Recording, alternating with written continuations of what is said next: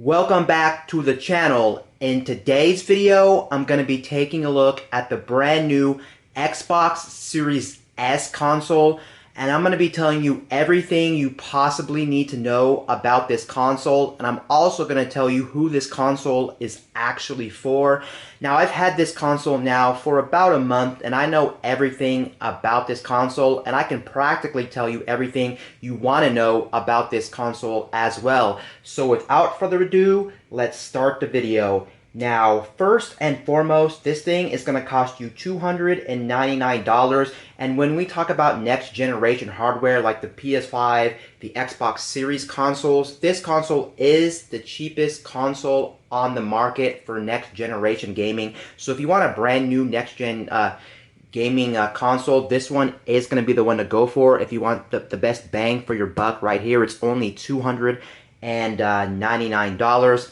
And now let's go ahead and show you the actual console. But before I show you the console, I do want to show you the controller. Here is the controller right here for the Series S. And this controller is practically the same controller you would have gotten on the original Xbox One line of consoles, even the Xbox One X or the Xbox One S. Here it is right here, and for the most part there really isn't no difference, at least when it comes to the feel and to the hold of this thing. There are some differences with this controller, don't get me wrong, but like I said, for the most part, when you're transitioning over from the old Xbox One controller to the Xbox Series S or X controller, it's going to feel practically the same. The one nice thing I do like about this controller right away is when you pick this thing up, you will notice that there is a grip on the back, so it's a little bit more comfortable to hold, and it feels like it's more secure in your hands. Now, some of the biggest changes they've made to this controller over the One controller definitely has to be the fact that right away you do got a brand new D-pad, and that D-pad does feel slightly better, and it is pretty clicky, and overall I'm really liking the D-pad on this controller. I have no major gripes about it, and I use it quite often, especially if I'm navigating menus. I actually like this D-pad quite much. And then on the controller in the middle, they did add a brand new share button, so you can take pictures and videos while you're in a game instead of having to go to the menus like you used to have to do on the old Xbox One, which is actually great. It's kind of like the Nintendo Switch share button as well on that console. And then besides that, on the top, you do got a brand new USB Type 3 port on there, so you can actually plug this in the wall or plug it into the actual system if you do want to use it as a wired controller, which is nice. And then on the bottom, you do have a 3.5 millimeter headphone jack to plug in headphones, and then you still got that proprietary jack for some of the proprietary headphones they used to make. But besides that, that's practically everything I can tell you about the controller. I am a really big fan of this controller. I guess the only downside to this controller, if you can even call it a downside, is going to be the fact that it does run off a AA battery. Some may say that's a nuisance. Some may say it's a plus because then you can always get new batteries. That is true. But in my situation, I'm finding the batteries just not holding up that much. But again, I am a person that does play a very long time when it comes to my system, and the batteries only last me about 3 or 4 days, and then I'm having to get new batteries. That's just the case for me. You could always get like rechargeable AA batteries and things like that for the controller. I ended up getting AA batteries that are rechargeable, but they still don't last all too long. But if you're close to the system, just plug it in with a wire and you should be good to go on that aspect right there. And then I guess another thing I don't like is white looks okay, but it does get dirty and nasty, and eventually this might get scuffed up and it might be permanently nasty. There's really nothing else you can do about that as well. But overall, this is the same true and tried Xbox controller that we had in the past with the Xbox One, for greater or worse. There it is right there. Now let's actually bring in the console to view. Here is the brand new Xbox Series S console. And if you've seen this thing online, you may see this thing as a really small console, but the thing is, you truly don't know how small the Series S is until you actually have it in person and in your hand, because I've seen a lot of pictures and videos on this thing, but I truly didn't know how small this thing is until I actually got it. And then when I actually got it, I didn't realize how small this thing is, and this thing is incredibly small. This is the smallest Xbox ever made, and it's also one of the smallest consoles ever made. It's not the smallest console ever made, but it is one of the smallest consoles ever made. I'm actually pretty surprised by where I can actually place this, but I can't place other consoles in the past, which is very nice. So I definitely like the size of this thing, and when you get this, you're probably going to be not expecting it to be this small. Another nice thing, or another thing about this system, is the fact that when you pick this up, even though it is a small system, it's kind of heavy. I wasn't expecting it to be that heavy, but when I picked it up, it's definitely pretty heavy. I think it weighs 4 or 5 pounds, and when you pick it up, it's automatically, or it's very easily noticeable that this thing is very heavy in the hand. But of course, you're not going to be moving this around too much unless you really need to move from TV to TV or place to place. That's also where the size of this thing comes in handy for portability, or if you just need to move this system. Now let's talk about the design of the system. Now when it comes to the design of the system, it is an all white system, and no, you cannot get this in any other color. You are going to be stuck with this white color. And the thing is, this is an all matte finish, and personally, I am a very big fan of matte finishes when it comes to gadgets, just because it's less likely to get like fingerprints or show a lot of like scratches and things like that, basically scuffs. So I like the matte finish in my opinion. And then on the top of the system, you will see it does have the Xbox logo, and it does say Xbox, but it is like white on white, so it may be kind of hard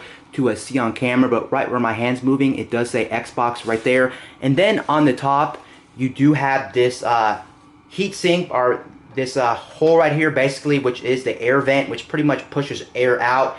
And the thing is, with this air vent, you can feel the air coming out. And you may also be wondering on the topic of the heat situation with this console. It is pretty quiet for the most part. I haven't really found it to be all too loud. I think this might be one of the quietest consoles I ever used, to be honest. It's just whisper quiet.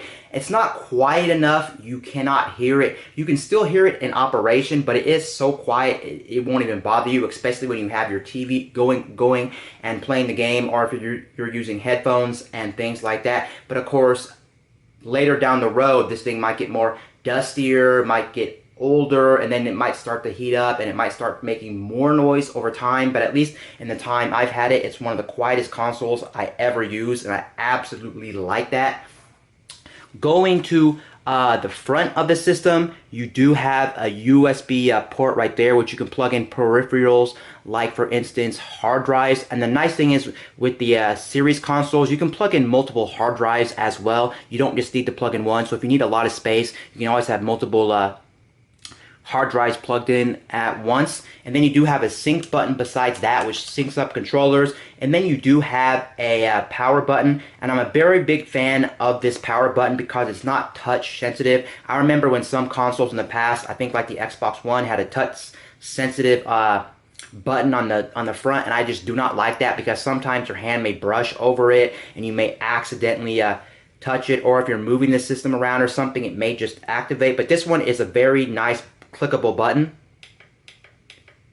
I don't know how well that's coming off on camera, but you have to press it pretty firmly before it'll activate. And I'm actually a very big fan, because then you cannot accidentally turn it on by accident, which is great. And then it does light up white to tell you that the system is on and active. You can see on the front, it pretty much is an all flat front. That's because this system does not have a typical disk drive you would see on typical consoles. This system is an all-digital console, for better or worse. The only thing you can do with this console is either buy games from the Xbox store, or what you can do is get Games Pass if you want to get Games Pass, but that's about it. You cannot buy digital media, physical media for this console. Again, this is an all-digital console. I just want to make that very clear. So again, Games Pass or buying games digital on the store, that's your only option with this console. And then moving to the side, you just got 2 air vents. The nice thing about this console is you can set it up like this in your entertainment system, or you can lay it down flat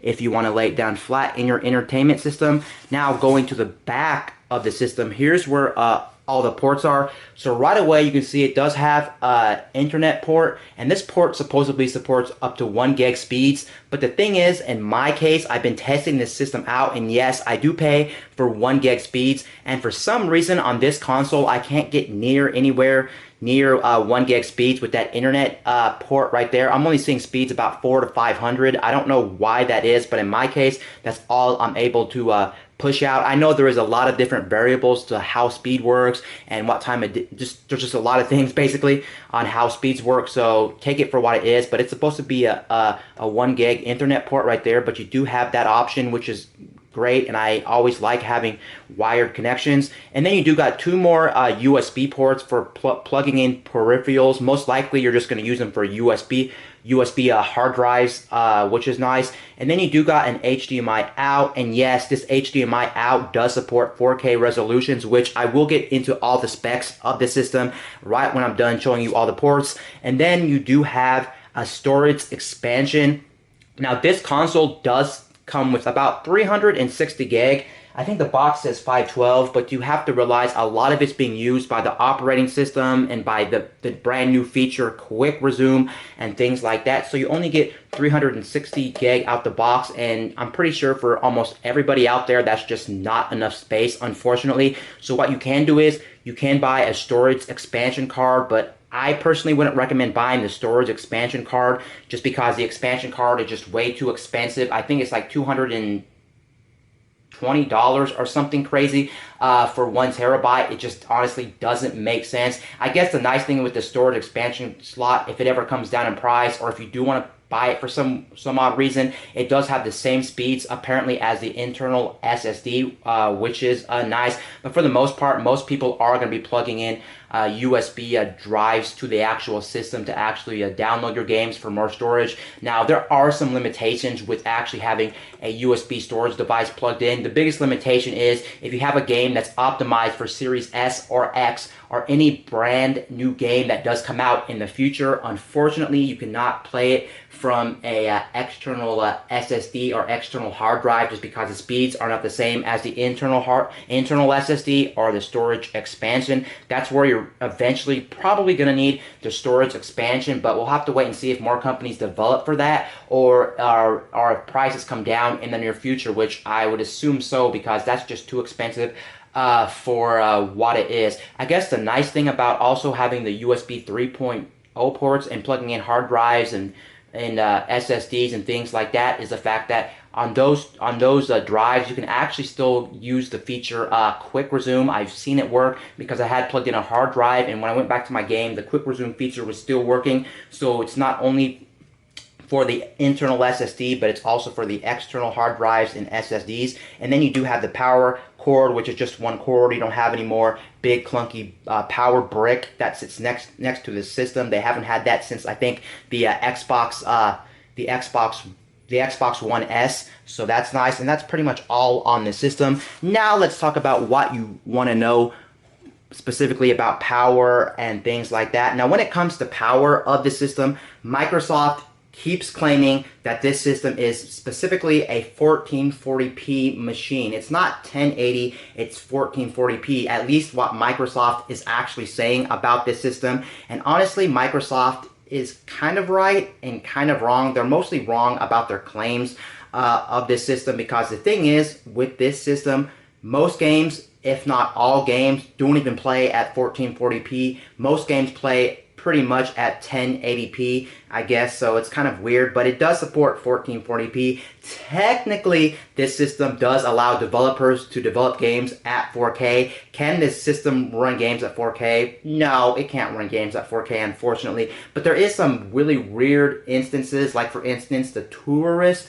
which is an indie game, and I can tell you right away, that indie game specifically actually does run at 4K on the actual system, because Microsoft, like I said again, unlocks the full power of this system, and you're not limited to just up to 1440p. Developers can develop games up to 4K, and there is a rare instance, but for the most part, don't get your hopes up, especially when games start getting more demanding and made specifically for the Xbox Series consoles. Unfortunately, you're most likely either going to see some games maybe hitting close to 1440p or still locked 1080p, but that's pretty much what you got to expect with this system, considering also they do make an Xbox Series X, and that is the true 4K machine from Microsoft. So that makes sense.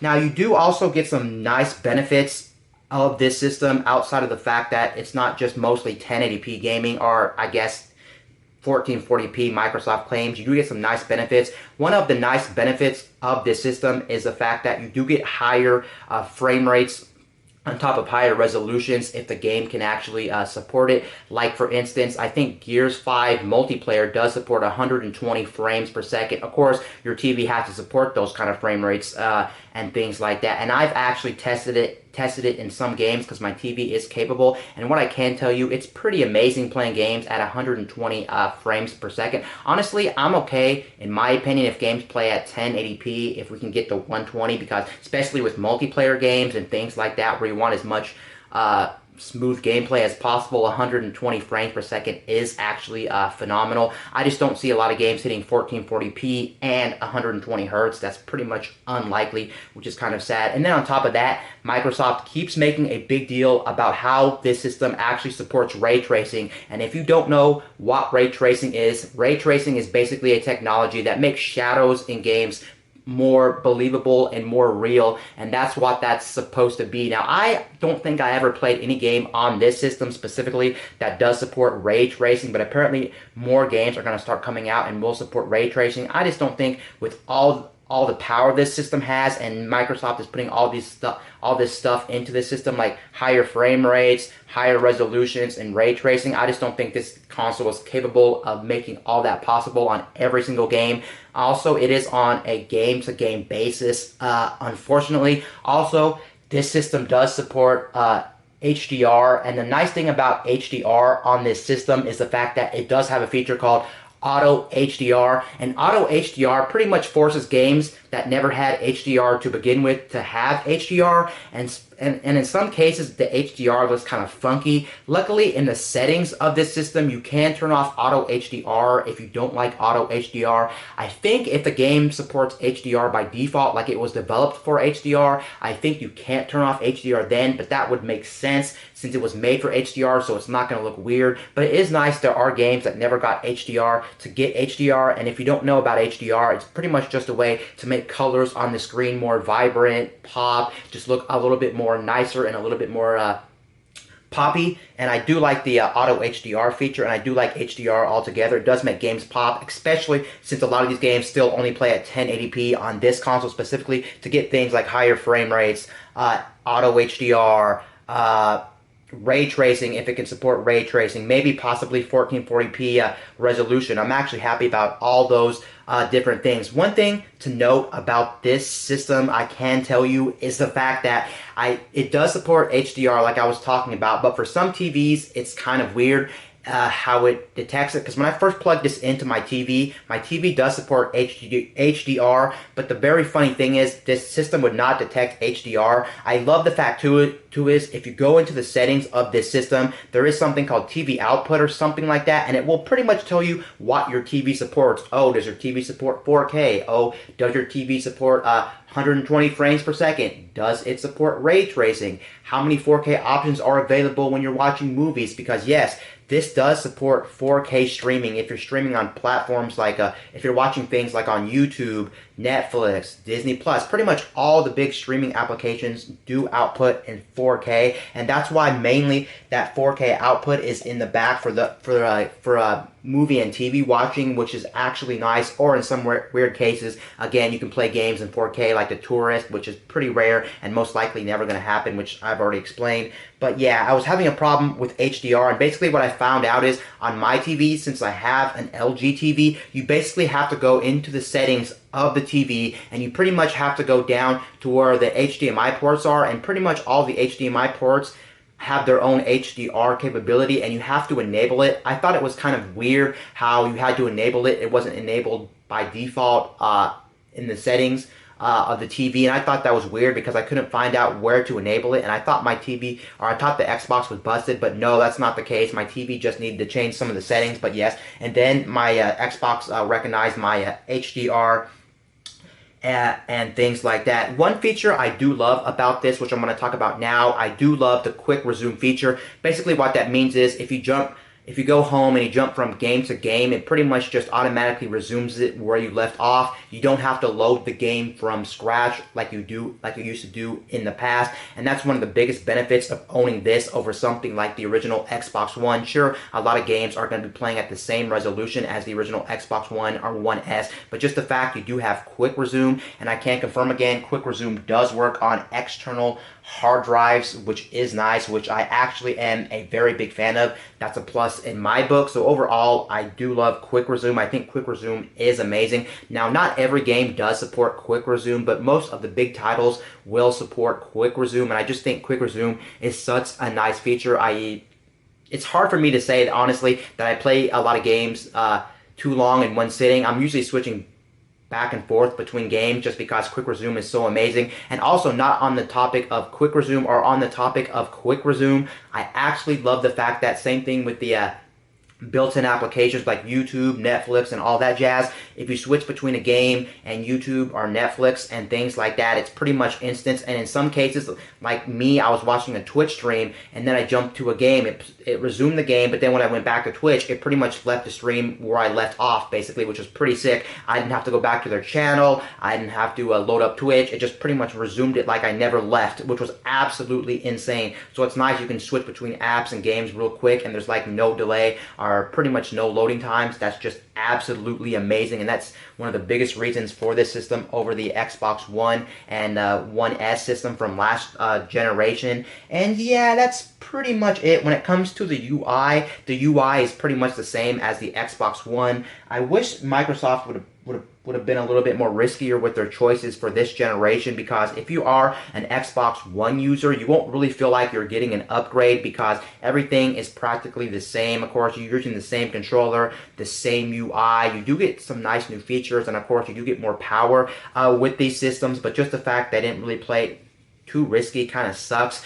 But I guess if it's not broken, don't fix it, like most people say, and it's probably true. There's nothing wrong with the Xbox One controller. There's nothing wrong with the UI, so just keep it the same as it was. I guess that's all I wanted to say. Now let's talk about who this system is for, because this system is only for certain people out there right away. I did also forget to mention when it comes to games, a lot of older games, since this system right now is mostly for backwards compatible games, since there's not really any games made specifically for the Series S and X, a lot of the older games do get enhancements of the next generation power. So if you're playing, like for instance, a 360 game, a One game, an original Xbox game, they do tend to make the graphics better, the frame rates better. So basically it feels like you're playing a brand new game, even though essentially you're not, just because a lot of these games do get benefits of this system. I did also forget to mention, before I talk about who this system is for, I did forget to mention there is a feature in the settings called FPS Boost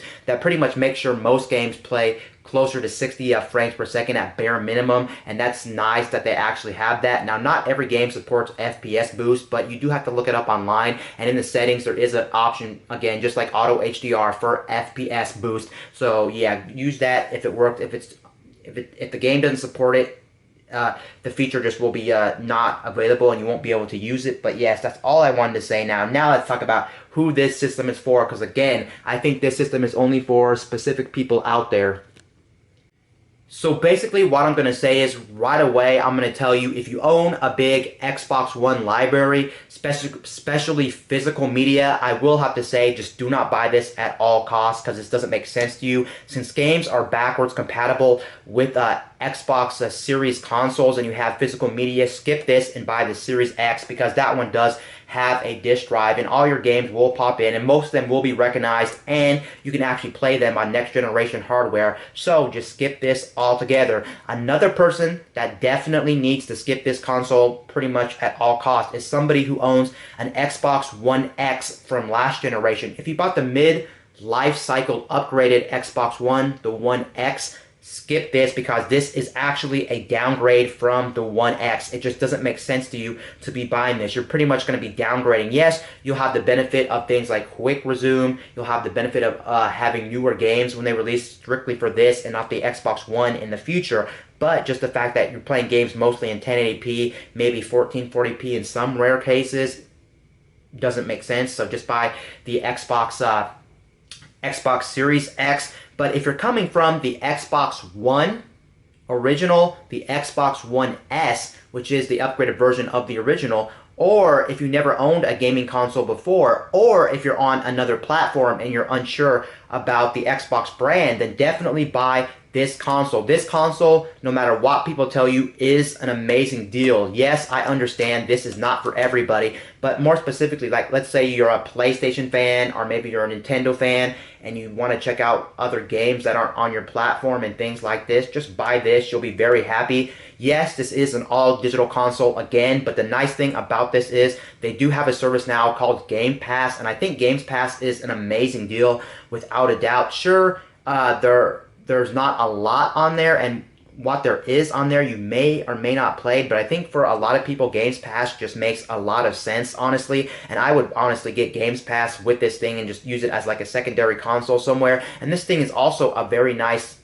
streaming media device as well, especially with the new feature Quick Resume. It's very fast to go in between a game and in between an application, so you're basically doing things at lightning speeds, which is very nice with this system. It's also very whisper quiet and things like that. So again, if you have a physical media or if you have an Xbox One X, then stay away from this. If you don't have that and you're coming from the Xbox One, you're definitely going to see a pretty nice improvement because you will be getting higher resolutions, higher frame rates, possibly 120 and things like that, and you do have the benefit of Quick Resume and things like that. And this system is also a very small and portable system as well, which is very nice. And if you're coming from another platform and you just want a secondary platform to maybe mess around with Games Pass and things like that, I think this is also a very great value as well. Again, only $2.99. How can you really complain about that? This thing actually is pretty insane that it's pretty much the same price as the base Nintendo Switch, which is also $2.99,